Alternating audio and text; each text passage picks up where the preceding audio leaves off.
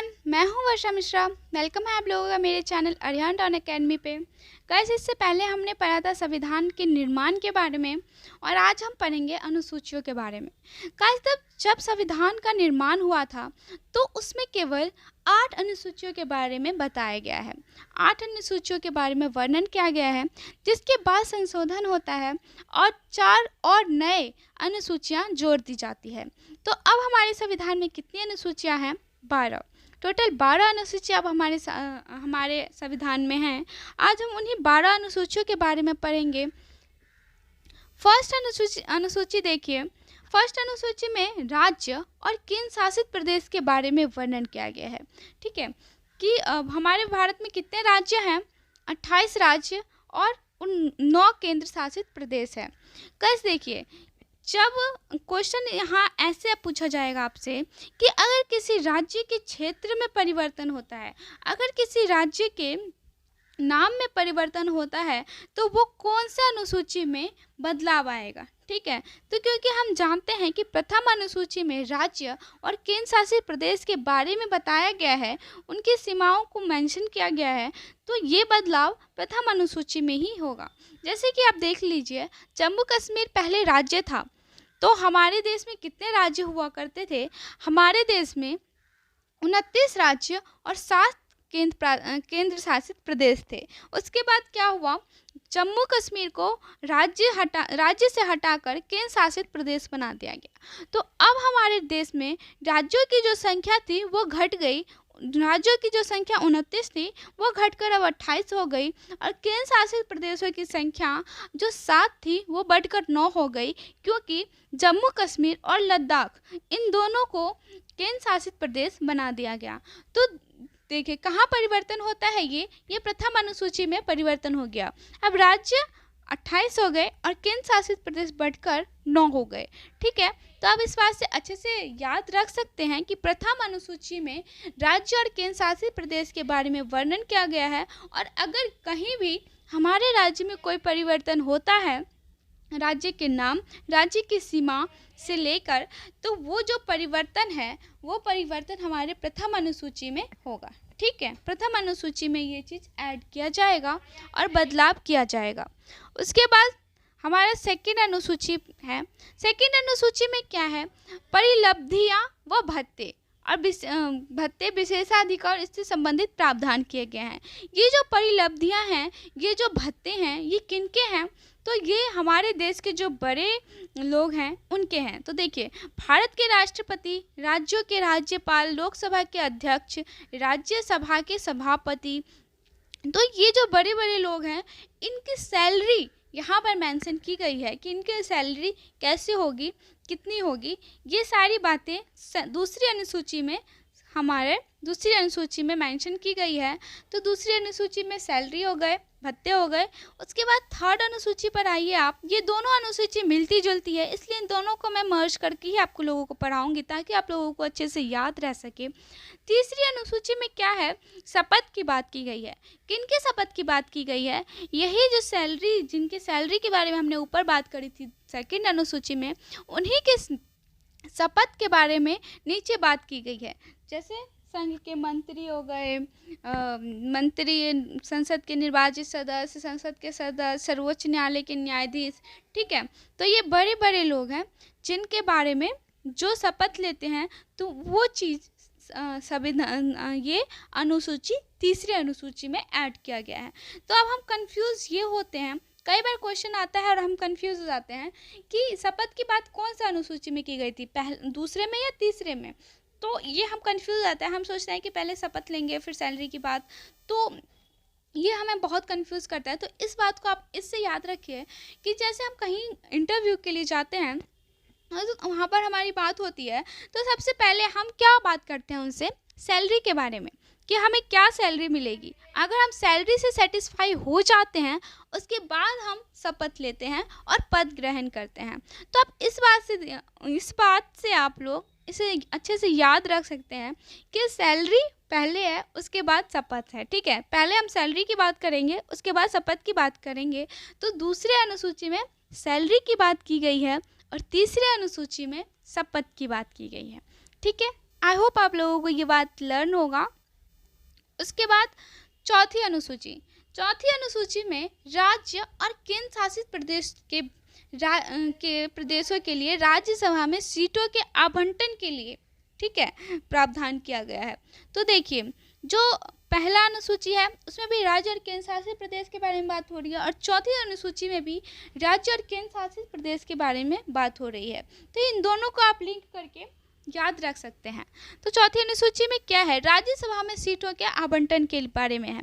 यहाँ भी हम इस बात से कंफ्यूज हो जाते हैं, क्वेश्चन ऐसे आ जाता है कि क्या चौथी अनुसूची में केंद्र शासित प्रदेश के लिए भी सीटों का आवंटन है।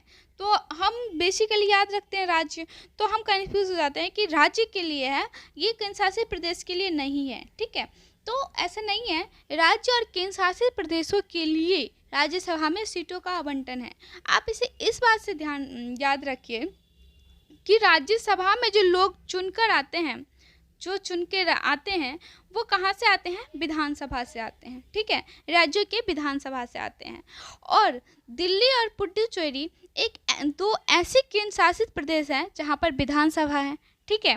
तो इन दोनों से भी तो मेंबर चुन के जाएंगे राज्यसभा में। तो इस वजह से राज्य और केंद्र शासित प्रदेश दोनों से चुन के जो मेंबर्स आते हैं राज्यसभा में होते हैं। तो अब राज्यसभा में ये मेंबर्स आ तो जाते हैं, और इनकी सीटों का कैसे आवंटन होगा इसके बारे में बताया गया है चौथी अनुसूची में। तो आई होप आप लोगों को ये बात समझ आ गया होगा, आप कंफ्यूज नहीं होंगे। तो पहला अनुसूची और चौथा अनुसूची दोनों लिंक करके याद रखिए कि पहले अनुसूची में क्या था, राज्य और केंद्र शासित प्रदेश के सीमा और नाम से जुड़े हुए बातों का वर्णन किया गया है, और चौथे में राज्य और केंद्र शासित प्रदेशों के लिए राज्यसभा में सीटों के आवंटन के बारे में प्रावधान किया गया है। तो ये दोनों मिलते जुलते हैं। और दूसरे में क्या है, पहले हम सैलरी की बात करेंगे, उसके बाद हम शपथ लेंगे। तो दूसरे में सैलरी और तीसरे में शपथ आ गया। उसके बाद पांचवी अनुसूची और छठी अनुसूची, ये दोनों अनुसूची मिलती जुलती है। देखिए, पांचवी अनुसूची में क्या है, अनुसूचित और जनजाति क्षेत्रों के प्रशासन तथा नियंत्रण के बारे में उपलब्ध किया गया है। मतलब भारत में जितने अनुसूचित और जनजाति क्षेत्र हैं, उन सब का प्रशासन कैसे होगा, उन सब के बारे में जो प्रावधान किया गया है वो पांचवी अनुसूची में है, ठीक है। और छठी अनुसूची में क्या है, केवल 4 राज्य, असम, मेघालय, त्रिपुरा और मिजोरम, इन 4 राज्यों के जनजाति क्षेत्रों के प्रशासन के बारे में बताया गया है। तो बेसिकली बताया क्या जा रहा है, जनजातीय क्षेत्रों के प्रशासन के बारे में, ठीक है, जनजातीय क्षेत्रों के प्रशासन के बारे में बताया जा रहा है। और पांचवी और छठी दोनों अनुसूचियों में जनजातियों के प्रशासन के बारे में बताया गया है, जिसमें याद रखने वाली बात यह है कि छठी अनुसूची में केवल 4 राज्यों के बारे में बताया गया है, असम, मेघालय, त्रिपुरा और मिजोरम। ये 4 राज्यों के प्रशासन के बारे में, जनजातीय प्रशासन के बारे में बताया गया है। तो आप इसे अच्छे से याद रख सकते हैं कि पांचवी अनुसूची और छठे अनुसूची में क्या है, दोनों में जनजातियों के प्रशासन के बारे में बात की गई है, और छठे में असम, मेघालय, त्रिपुरा और मिजोरम की जनजातियों के बारे में बताया गया है, ठीक है। अब आते हैं हम सातवीं अनुसूची। अब सातवीं अनुसूची से देखिए, सातवें और संघ, ठीक है, इसे आप याद रखिए। सातवीं अनुसूचियों में 3 तरह की सूची के बारे में बात की गई है, संघ सूची, राज्य सूची और समवर्ती सूची। आप देख रहे हैं यहाँ पर संघ सूची, राज्य सूची और समवर्ती सूची, ये 3 तरह की सूचियां हैं। संघ सूची क्या है, संघ सूची ऐसी सूचियां हैं यहाँ पर जो भी विषय दिए गए हैं, जैसे कि 100 विषय अभी फिलहाल है, और पहले जब हुआ था तो मूल संविधान में 97 विषय थे, अब बढ़कर वो 100 विषय हो गए। ये 100 विषय पर जो कानून है वो कौन बनाएगा, इसके बारे में बताया गया है। तो ये 100 विषय पर कानून संघ बनाएगी, ठीक है, केंद्र बनाएगी। संघ सूची में क्या है, केंद्र के पास पावर है कानून बनाने का। उसके बाद राज्य सूची के जो विषय है, पहले ये 66 थे, अब घटकर 61 हो गए हैं, और ये 61 विषय पर कौन कानून बनाएगा, ये राज्य के अधिकार में है, ठीक है। राज्य अपने हिसाब से ये 61 जो भी विषय हैं उनके ऊपर कानून बना सकती है। उसके बाद आता है समवर्ती सूची। समवर्ती सूची में भी देखिए बढ़ोतरी हुई। पहले 47 विषय डाले गए थे जब संविधान बना था, अब ये बढ़कर 52 विषय हो गए हैं। ठीक है, तो समवर्ती सूची में कौन कानून बनाएगा? इसमें ये दोनों मिलकर कानून बनाएंगे। ठीक है, और अगर इन दोनों के बीच टकराव हो जाता है, इन दोनों के बीच टकराव पैदा होता है, तो फिर संघ सूची नहीं, केंद्र। ठीक है, संघ सूची के अंडर आ जाता है तो केंद्र के पास में ये पावर आ जाता है कि वो कानून बनाए। ठीक है, उसके बाद राज्य का नहीं रहता। अगर राज्य और केंद्र के बीच में टकराव होती है तो पावर केंद्र के पास आ जाता है। ठीक है, तो आपको 7वीं अनुसूची समझ आ गई होगी। 7वीं अनुसूची में क्या है? 3 तरह की सूचियां हैं, संघ सूची, राज्य सूची और समवर्ती सूची। संघ सूची में केंद्र कानून बनाएगा, राज्य सूची में राज्य कानून बनाएगा और समवर्ती सूची में दोनों मिलके कानून बनाएंगे। और अगर इन दोनों के बीच में टकराव पैदा होता है तो कानून कौन बनाएगा? केंद्र बनाएगा। ठीक है, उसके बाद 8वीं अनुसूची। 8वीं अनुसूची में क्या है? इसमें पहले जो मूल संविधान बना था तो 14 भाषाओं को ऐड किया गया था। ठीक है, हमारे संविधान में 14 भाषाओं को ऐड किया गया था। 8वीं अनुसूची भाषाओं से है और अब ये संशोधन करके बढ़कर 22 भाषाएं हो गई है। ठीक है, तो 8वीं अनुसूची से आप याद रखेंगे कि 8वीं अनुसूची में क्या था? भाषाएं हैं। पहले कितनी थी? 14, अब हो गई 22। तो अब ये सारे 22 भाषाएं जो हैं इनको आप अच्छे से याद कर लीजिए। हो सकता है कि यूपीएससी के क्वेश्चन, जो यूपीएससी का जो पेपर होता है उसमें ये क्वेश्चन आपको पूछा जाता है भाषाओं से। कौन सी भाषाएं थी आपको ऑप्शन दे दिया जाएगा और आप कंफ्यूज हो जाएंगे। पर जो वनडे एग्ज़ाम है एसएससी बैंकिंग वगैरह, उसमें आपको इस तरह के क्वेश्चन नहीं पूछेगा। उसमें सिर्फ यही क्वेश्चन पूछेगा कि कौन से अनुसूची में भाषाओं के बारे में बात की गई है। ठीक है, तो 8वीं अनुसूची में भाषाओं के बारे में बात की गई है।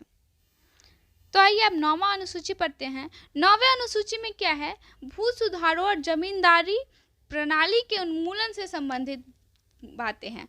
तो इसमें क्या हुआ था कि जब हमारा देश आज़ाद हुआ, ठीक है, जब हमारा देश आज़ाद हुआ, संविधान बनकर तैयार हुआ, कानून सब तैयार हो गया, उसके बाद क्या हुआ? जमींदारी प्रथा का उन्मूलन करने के लिए किया जाने लगा, भू सुधार किए जाने लगे, जिसमें क्या है? बहुत सारी समस्याएं आने लगी। ठीक है, जमींदार अपनी ज़मीन देना नहीं चाहते थे, जिसके वजह से वो बहुत सारी कानून कोर्ट में केस कर रहे थे, जिसकी वजह से समस्याएं बढ़ती जा रही थी।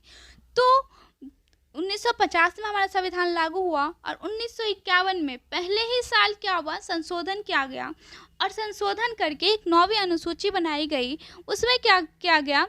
जो भी विवादित आर्टिकल्स थे उसको 9वीं अनुसूची में डाल दिया गया और प्रावधान किया गया कि 9वीं अनुसूची में जो भी आर्टिकल्स हैं उन पे क्या होगा? न्यायालय उनका समीक्षा नहीं कर सकते, न्यायालय में केस नहीं चल सकता। ठीक है, तो जब बना तो मूल में क्या हुआ? 13 आर्टिकल्स डाले गए, 13 विषय डाले गए।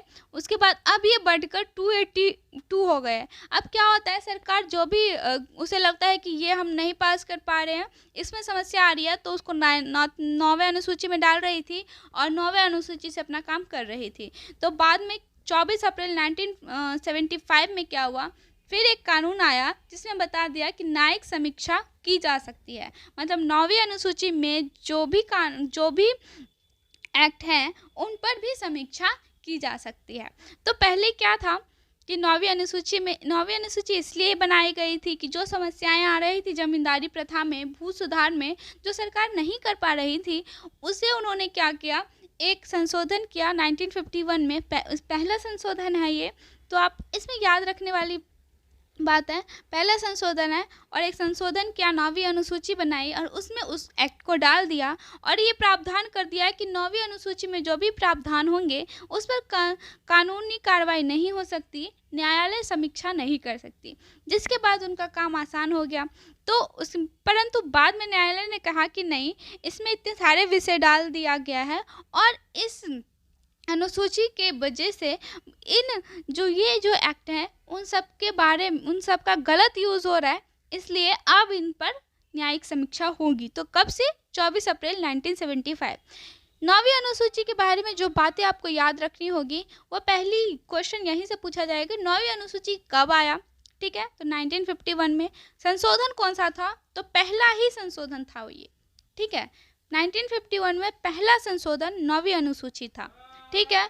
और पहले इसमें क्या था कि इसमें जो भी विषय हैं उस पर न्यायालय नहीं कर सकती है समीक्षा, और बाद में 24 अप्रैल 1975 को कानून बना कि न्यायालय समीक्षा कर सकती है, ठीक है। तो होप आप लोगों को अच्छे से याद हो गया होगा, ये समझ आ गया होगा, क्योंकि ये बुक की जो भाषा है उससे बहुत मुश्किल होता है समझना, इसलिए मैंने आपको इस तरह से समझाया है, ठीक है।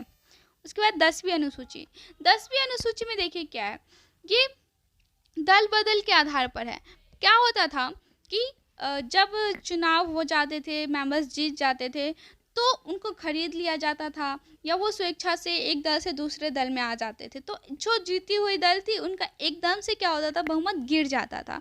तो इस वजह से क्या किया, 92वां, ठीक है, ये संशोधन कब हुआ? 92वां संशोधन हुआ। 92वां संशोधन 1985 में ये जोड़ा गया 10वीं अनुसूची, और इसमें प्रावधान किया गया कि जब चुनाव हो जाता है उसके बाद आप दल बदल नहीं कर सकते, मतलब एक दल से आप दूसरे दल में नहीं जा सकते। अगर आपको किसी दूसरे दल में जाना है तो आप चुनाव से पहले जा सकते हैं, चुनाव के बाद आप नहीं जा सकते हैं, ठीक है। तो इसी को दल बदल के आधार पर संसद में बोला गया, ठीक है। और ये 10वीं अनुसूची है दल बदल। और कब ये आई, कौन से संशोधन से आई, यही बात यहाँ पर याद रखने वाली है कि कौन से संशोधन से आई, तो 52 संशोधन से आई। और कब? तो 1985 में, ठीक है। इसके अंदर क्या था कि पहले आप बदल सकते हो अपना दल, अगर आपको दूसरे दल में जाना है तो आप पहले जाइए, बाद में आप नहीं जा सकते, ठीक है। उसके बाद आता है 11वीं अनुसूची। 11वीं अनुसूची में देखिए, 11वीं अनुसूची में पंचायत का गठन किया गया, ठीक है, पंचायत का गठन किया गया। और आर्टिकल 40 में पंचायत का गठन किया गया था, और 11वीं अनुसूची में उस पंचायत के बारे में बताया गया कि उसकी क्या शक्तियाँ होगी, क्या अधिकार होंगे, क्या जिम्मेदारियाँ होंगी, ठीक है। इसमें टोटल 29 विषय डाले गए, पंचायती राज में 29 विषय डाले गए, और इसे कब? 73वें संविधान संशोधन से ऐड किया गया 1992 में, ठीक है। तो 11वीं अनुसूची में क्या है? पंचायत, उसमें कितने विषय हैं? तो 29। कब उसे जोड़ा गया? कौन से संविधान संशोधन से? 73वें संविधान संशोधन से। और कब? तो 1992।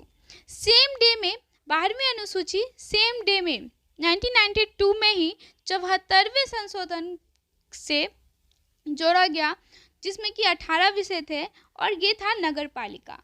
जहाँ पंचायत गांव की बात हो रही थी, वही नगर पालिका नगर की बात हो रही थी, ठीक है। तो 11वीं अनुसूची और 12वीं अनुसूची का आप अच्छे से याद रख सकते हैं कि 11वीं अनुसूची में क्या था?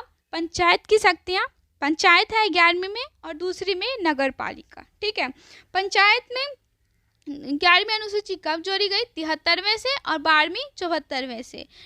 दोनों का ईयर सेम है, 1992। और विषय, तो विषय आपसे कभी पूछा नहीं जाता है एग्ज़ाम में यही आता है कि पंचायती राज कौन सी अनुसूची में है, तो 11वीं अनुसूची में है, ठीक है। और कौन से संशोधन से जोड़ा गया? तो 73वें संविधान संशोधन से। और कब जोड़ा गया? तो 1992। तो क्वेश्चन आपको यहीं से बनते हैं, आप इन्हीं चीज़ों पर ध्यान दीजिए और इसे लर्न कीजिए।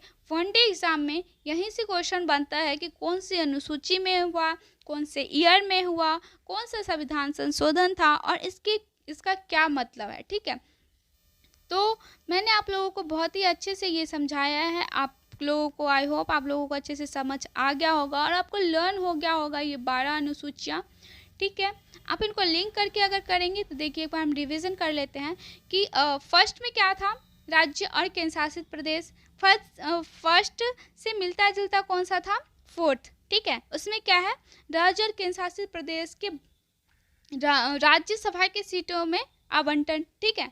उसके बाद दूसरी और तीसरी तो आपको अच्छे से याद हो गया होगा कि तीसरी पहली हम सैलरी की बात करेंगे, उसके बाद हम शपथ लेंगे, ठीक है। उसके बाद पांचवी अनुसूची और छठी अनुसूची दोनों मिलती जुलती है, क्या? क्योंकि यहाँ पर जनजातियों की बात हो रही है, ठीक है। सातवीं अनुसूची में 3 तरह की सूचियाँ थी, संघ सूची, राज्य सूची और समवर्ती सूची। इनके बारे में मैंने आपको बताया है। आठवीं अनुसूची में 22 भाषाओं के बारे में बताई गई है। मूल में 14 भाषाएं थी जो कि बढ़कर 22 भाषाएं हो गई।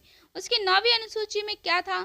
भू सुधार, और इसके बारे में क्या क्या बातें थी वो सब मैंने आपसे डिस्कशन करी है। 10वीं अनुसूची दल बदल से आप याद रख सकते हैं, जो कि 92वें संविधान संशोधन से जोड़ा गया 1985 में, ठीक है। उसके बाद 11वीं अनुसूची और 12वीं अनुसूची, 11वीं पंचायती राज और 12वीं में नगर पालिका। आई होप आप लोगों को ये बहुत ही अच्छे से समझ आ गया। अगर आपने पूरा वीडियो देखा होगा तो आपको ये बिल्कुल लर्न हो गया होगा। So thank you so much. अपना फीडबैक प्लीज़ कमेंट में दीजिएगा और लाइक करिएगा इस वीडियो को and subscribe the channel. Thank you.